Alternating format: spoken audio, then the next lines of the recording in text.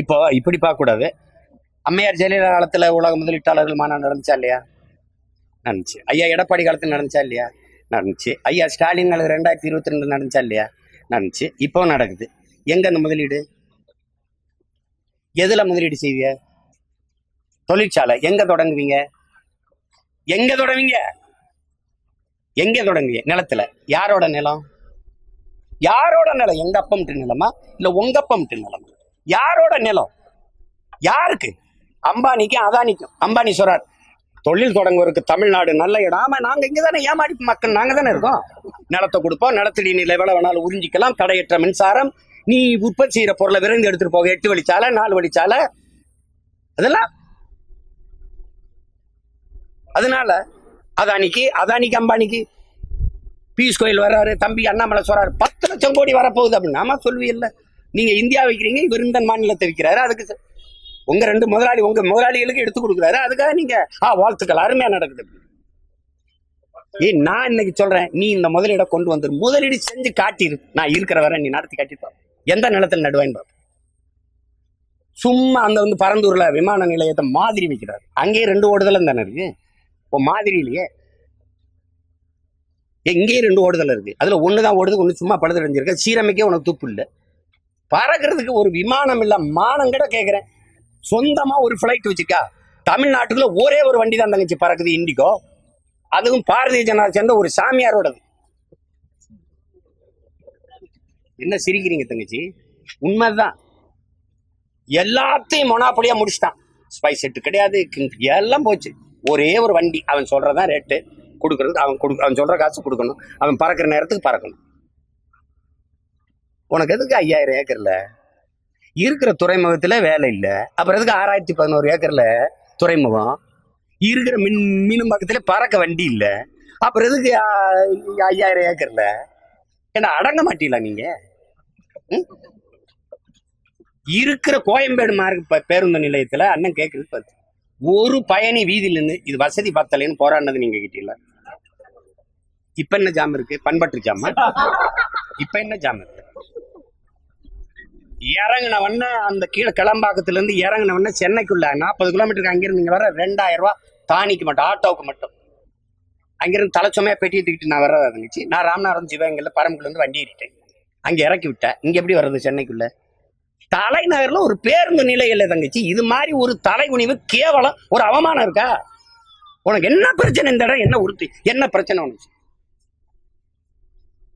படிக்கிற பள்ளிக்கூட எழுதி கொண்டு இல்ல, கேவலமா இருக்கு. ஒருத்தன் போட்டிருக்கான், சமாதி 5 நட்சத்திர விடுதி போல, பள்ளிக்கூடம் சுடுகாடு போல.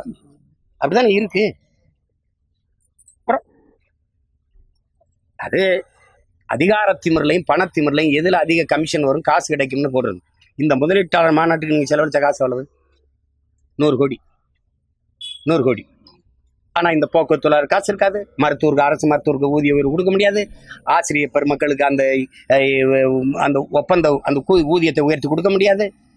அவங்க சொல்றாங்களா, சம வேலை சம நேரம் ஒரே சம ஊதியத்தை கொடுன்னு கேட்குறாங்களா? அதை உயர்த்தி கொடுக்க முடியாதா? எங்க திரைப்படத்துறையில கேட்டாங்களா தங்கச்சி, 500 கோடியில நாங்க திரைப்பட நகர் கட்டித்தாங்கன்னு கேட்டாங்களா? சொல்றது கட்டித்தாங்கன்னு கேட்டாங்களா? ஏற்கனவே ஜெயலலிதா கட்டினது ஜே பிலிம். நான் கேட்கறது பல்து ஜே பிலிம் சிட்டி எங்க தங்கச்சி? படப்பிடிப்பு தளங்களையும் ஏவிஎம்ல இருந்து பிரசாத்ல இருந்து எல்லா வாயில தான் மூடிட்டு போயிட்டாங்க தங்கச்சி. திருப்பி நான் 500 ஏக்கர்ல கட்டி அதுலயும் உங்க அப்பா பேரை வைப்பீங்க, அதானே?